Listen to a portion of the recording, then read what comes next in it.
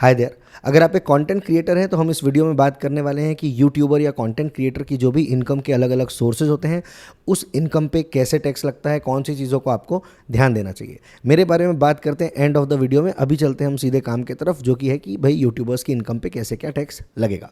तो स्टार्ट करते हैं। अगर आप एक प्रोफेशनल है तो भी ये वीडियो आपके लिए रिलेवेंट हो सकता है, क्योंकि अगर आपका क्लाइंट है कोई जो इन्फ्लुएंसर है, यूट्यूबर है, तो आपको ईजी हो जाएगा समझने में कि क्या क्या चीज़ें हैं। पहले हम समझते हैं कि यूट्यूबर का जो नेचर ऑफ बिजनेस है उसमें इनकम के सोर्स क्या होते हैं। तो एक आपका इनकम का सोर्स हो सकता है ऐड की इनकम, मतलब कि जब आप यूट्यूब पे अपना कंटेंट वगैरह रन करते हैं तो उसके एवज में जो आपको ऐड का पैसा मिलता है वो। उसके अलावा हो सकता है आप मर्च वगैरह में हो, आपकी ब्रांड इनकम आती है जो आप ब्रांड के साथ में कोलैबोरेशंस करते हैं वो वाली। आपकी अफिलिएट इनकम आती है जब आप अपने अफिलिएट लिंक वगैरह से कुछ करते हैं। तो अगर आप शेयर्स वगैरह में डील करते हैं, क्रिप्टो करेंसीज वगैरह में डील करते हैं तो उसकी इनकम होगी। आजकल कुछ लोग रियल एस्टेट वगैरह पे भी काफ़ी इन्वेस्ट करने लग गए हैं तो उसकी रेंटल इनकम, या फिर अगर आपने रियल एस्टेट पे खरीदी बिक्री करी है तो वाली इनकम वगैरह रहती है। तो हम देखते हैं कि ये जो नेचर ऑफ इनकम है इसे हम इनकम टैक्स में कैसे रिपोर्ट करेंगे, इसमें हमें कितना टैक्स देना होगा, क्या चीज़ों का ध्यान देना है, क्या चीज़ें मार्केट में गलत है, ये सारी बातें देखते हैं। तो स्टार्ट करता हूँ सबसे पहले एक बात से जो कि मार्केट में सबसे ज़्यादा गलत चल रहा है, जिस चीज़ को आपको बिल्कुल नहीं फॉलो करना है।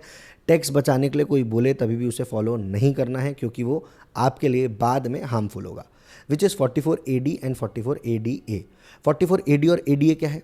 ये है अपना प्रिजम्पटिव टैक्सेशन। इसका मतलब क्या हुआ? इसका मतलब ये हुआ कि गवर्नमेंट कहती है कि आपको, अगर हम नॉर्मली कंप्लायंस बोलेंगे तो आपको सारी बुक्स मेंटेन करना होगा, इनकम एक्सपेंसेस के सारे रिकॉर्ड्स मेंटेन करने होंगे।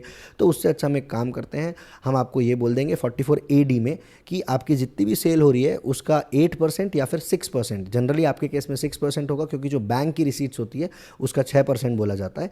तो आपकी जितनी भी सेल होगी उसका जो टोटल 6% है उसको आपका प्रॉफिट मान लिया जाएगा और उस प्रॉफिट पे आपको टैक्स देना होगा। दूसरा आ जाता है 44ADA। 44ADA जो है वो प्रोफेशनल्स के लिए एप्लीकेबल होता है, जहाँ पे ये बोला जाता है कि आपका जितना भी टर्नओवर होगा उसका 50% जो है वो मान लिया जाएगा कि आपका प्रॉफिट है और आपको उस पर टैक्स देना होगा। अब ये जो दोनों सेक्शंस हैं, ये दोनों भी सेक्शंस यूट्यूबर्स के लिए, कंटेंट क्रिएटर्स के लिए बिल्कुल भी एप्लीकेबल नहीं है, क्योंकि प्रिजम्पटिव टैक्सेशन में ये बहुत क्लियरली बता दिया गया है कि अगर आपके बिजनेस से कमीशन इनकम आती है तो आप एलिजिबल नहीं है। 44AD लगता है अगर आप एलिजिबल बिजनेस करते हैं और अगर आप एक एलिजिबल असेसी हैं। तो जो आपका बिजनेस है अगर उसमें आपकी कमीशन इनकम जनरेट होती है तो कमीशन इनकम जनरेट होने से आप 44AD में पार्ट नहीं बन सकते हैं। उसके बाद में भी, क्योंकि 44AD में जाओ तो 6% बस आप दिखाते हो और आपका प्रॉफिट हो जाता है उतना, इस कारण से लोग जो है 44AD में बहुत बार रिपोर्टिंग कर देते हैं। लेकिन आपने ये बात ध्यान देना चाहिए कि आपके पास में क्योंकि अफिलिएट इनकम वगैरह आती है जिस पे 194H पे TDS कटता है, मतलब कि कमीशन का नेचर हो जाता है उसका, और वो 26AS पे रिफ्लेक्ट करता है। इसलिए कभी भी ये गलती ना करें कि अपने रिटर्न में 44AD में इनकम शो करें। बहुत रेयरली अगर मान लीजिए आपका एक आधी या 2 बार साल में कमीशन आया हुआ है तो उसे कभी अपन प्लान करने के लिए income under head other sources में दिखा देते हैं और ये बोलते हैं कि ये बिजनेस की इनकम ही नहीं है। लेकिन अगर आपके पास में रिपीटेटिव कमीशंस आते हैं तो आपने कभी भी 44AD ऑप्ट नहीं करना चाहिए। आजकल जो गवर्नमेंट है, लॉज है, सब स्ट्रिक्ट हो गए हैं। अगर से अपन अभी उसे गलत रिपोर्ट करेंगे तो आज नहीं तो कल एक बात एकदम तय है कि आपको नोटिस आएगा, और जब नोटिस आएगा तो आज आप जितना बचा रहे हैं उससे ज़्यादा रिकवर हो जाएगा, स्ट्रेस अलग होगा। इसलिए आई नेवर एनकरेज कि आप उसे गलत तरीके से रिपोर्ट करें, उसे सही तरीके से रिपोर्ट करें। और सही तरीके में भी बहुत तरीके हैं जिनसे कि हम टैक्सेस जो है वो बचा सकते हैं। जितने हमारे टैक्सेस बचते हैं उतने टैक्सेस को अच्छे से बचाएं और उसके बाद में अपने पैसे को अपने हिसाब से रखें। अगर पैसा आपका पक्के का नहीं है तो वो पैसा आपका नहीं है। पर अब बात ये आती है फिर हम करें क्या, कैसे अपनी इनकम को रिपोर्ट करें। तो आपको अपनी जो इनकम है वो रिपोर्ट करने के लिए नॉर्मल प्रॉफिट एंड लॉस बनाना है। इसका ये मतलब हुआ कि जो भी आपकी रिसीट हो रही है वो सारी रिसीट से एक तरफ आएगी, जो भी आपके खर्चे हैं वो सारे एक तरफ आएंगे, उसके बाद में उसका प्रॉफिट कैलकुलेट होगा और फिर आपको उसमें टैक्स देना होगा। रिसीट जैसे कि क्या, जैसे कि जो आपकी यूट्यूब से इनकम आ रही है ऐड वाली, वो वाली। अगर आपने कोई ब्रांड डील्स वगैरह करी है जो उसकी इनकम आती है वो वाली, जो आपकी अफिलिएट इनकम आती है वो वाली, अगर आप मर्च वगैरह में है तो आपकी मर्च वाली इनकम, अगर आप शेयर्स ट्रेडिंग करते हैं तो वाली इनकम। मतलब all in all what I am trying to say is जितनी भी आपकी इनकम आ रही है, इंडिपेंडेंट आपने किसी को कंसल्टेशंस दिया है, ये सारी इनकम को आप एक जगह पर पे लिखेंगे। उसके बाद में आप सारे खर्चे बनाएंगे। खर्चों में क्या क्या आएगा? सर खर्चों में आपके इक्विपमेंट से लेकर के, अगर आपके पास में कार है तो आपका कार का, जब आप आना जाना करते हैं ट्रैवलिंग का, अगर आप मर्च वगैरह में हैं, अगर आप मैन्युफैक्चरिंग करते हैं या अगर आप केवल उसमें लेबलिंग करके करते हैं तो वो वाले खर्चे, उसको परचेज करने के खर्चे, अगर आप अपने कोर्सेज वगैरह सेल करते हैं तो कोर्सेज की इनकम आएगी, तो कोर्सेज के एक्सपेंसेस भी आएंगे। आपका जो वीडियो प्रोडक्शन वाले हैं, अगर आपका सब्सक्रिप्शन है, वीडियो एडिटिंग वगैरह का सब्सक्रिप्शन वगैरह आपने लिया है सॉफ्टवेयर का, रॉयल्टी फ्री म्यूजिक्स के जो आपने सब्सक्रिप्शन लिए हैं, ये सारे खर्चे आप बता सकते हैं। और डिजिटल मार्केटिंग का खर्चा, आपके सीए का for accounting and tax compliance work का जो भी खर्चा रहता है, इसके अलावा अगर आपके पास में कुछ ऑफिस बॉयज़ हैं, ऑफिस सप्लाईज हैं, ये सारे खर्चे आप अपने प्रॉफिट एंड लॉस में डाल करके अपने जो इनकम है उसे कम कर सकते हैं। इसके लिए ज़रूरी है कि आप इनके रिकॉर्ड्स मेंटेन करें ताकि आप फ्रीली रहें। शुरू में थोड़ा एफर्ट लगता है, बाद में सिस्टम बन जाता है, आदत बन जाती है और it becomes easy for you always, है ना। अदरवाइज सेम बात है कि फिर अगर कभी डिपार्टमेंट वाले आते हैं, कभी नोटिस आता है तो हम बहुत परेशान होते हैं, अननेसेसरी कोई मतलब रहता नहीं है। साथ में विद यूट्यूबर्स, कंटेंट क्रिएटर्स क्या होता है कि डिपार्टमेंट वालों को बहुत अच्छे से समझता नहीं है ये बिज़नेस, तो हम जब एक्सप्लेन करने जाते हैं तो वो हर चीज़ में प्रॉब्लम निकालते हैं। आप कुछ भी बताएं उन्हें उसमें प्रॉब्लम लगती है, क्योंकि उन्हें समझता नहीं है कि ये हो रहा कैसे है। तो बेसिकली आपका जो नेचर ऑफ बिजनेस है वो ऐसा है कि जनरली डिपार्टमेंट समझता नहीं है और लोग जो है अवेयर नहीं है, इस कारण से 44 AD में रिपोर्ट कर देते हैं। ये सारी गलतियां आप ना करें, अपने प्रॉपरली इन्वॉइसेस मेंटेन करें, अपना सही तरीके से प्रॉफिट कैलकुलेट करें।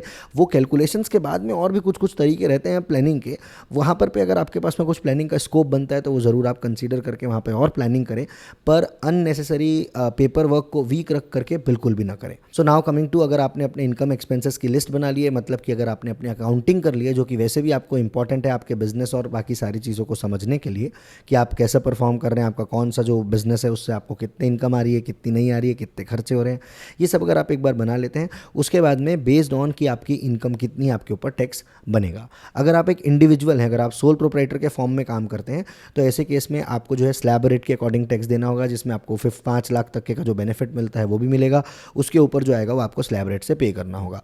अगर आप ऑपरेट करते हैं पार्टनरशिप फर्म में, LLP में, तो ऐसे केस में आपको स्ट्रेट टैक्स लगता है 30% का। अगर आप प्राइवेट लिमिटेड कंपनी वगैरह से के थ्रू काम करते हैं तो आपको 25-26% का टैक्स रेट लगता है। इसके अलावा एक और चीज़ जिसका आपको ध्यान देना है वो है एडवांस टैक्स। अब एडवांस टैक्स क्या होता है? देखिए, पैसा ना सबको जल्दी चाहिए, तो क्या होगा, गवर्नमेंट बोलती है कि अगर आपकी जो इनकम है, अगर आपका जो टैक्स है वो 10,000 के ऊपर का बनता है, इनकम टैक्स अगर आपका 10,000 रुपीज़ के ऊपर का बनता है, तो हमको पैसे जल्दी चाहिए। गवर्नमेंट बोलती है हर एक क्वार्टर खत्म होने से, क्वार्टर मतलब कि वो वाला क्वार्टर, जनवरी फरवरी मार्च क्वार्टर खत्म हो गया, तो जैसे ही आपका एक एक क्वार्टर खत्म होगा उसके बाद में आपको पेमेंट करना रहेगा। पेमेंट कितना रहता है? परसेंटेज में चलता है, आप आसानी के लिए मान सकते हैं 1/4 करके आपको टैक्स देना रहता है, 4 इंस्टॉलमेंट में आपको टैक्स देना रहता है। अगर आप ये वाला जो EMI है, मतलब अगर आपका ये वाला जो एडवांस टैक्स है, ये अगर आप इंस्टॉलमेंट में सही तरीके से नहीं पे करते हैं तो इसमें आपको इंटरेस्ट देना पड़ता है।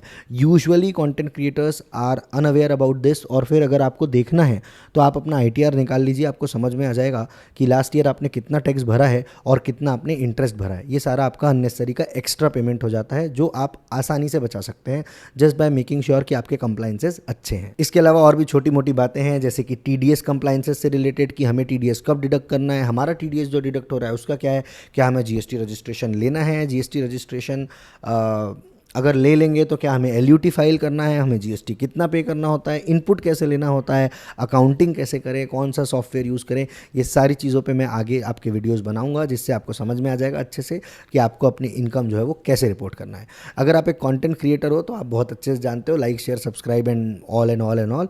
और अगर आपको कोई क्वेरीज़ है तो आप मुझे रीच आउट कर सकते हो। बाय द वे, मेरे बारे में बता दूं, I am Raghav Khandelwal. By educational qualification I am a chartered accountant, और मैं ऑलरेडी कुछ कंटेंट क्रिएटर्स के साथ में 3-4 सालों से काम कर रहा हूं, जिससे कि मुझे इस फील्ड का अच्छा आइडिया हो गया है कि आपका बिजनेस कैसे होता है, चीज़ें कैसे होती है, उसे कैसे रिपोर्ट करना चाहिए, कहाँ कौन कौन से कंप्लाइंसेस में यूजुअली लैप्सेस होते हैं। तो मैंने सोचा कि वाला एक्सपीरियंस आपके साथ में शेयर किया जाए, ताकि अगर आप एक प्रोफेशनल है तो आपको उसका बेनिफिट मिले, अगर आप एक खुद इन्फ्लुएंसर या कंटेंट क्रिएटर है तो आप इसको देख करके समझ पाएँ।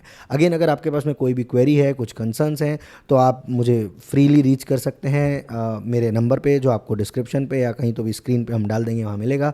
अदरवाइज़ आप मुझे 9329732333 पे भी रीच आउट कर सकते हैं। चलिए, बाय बाय, थैंक्स।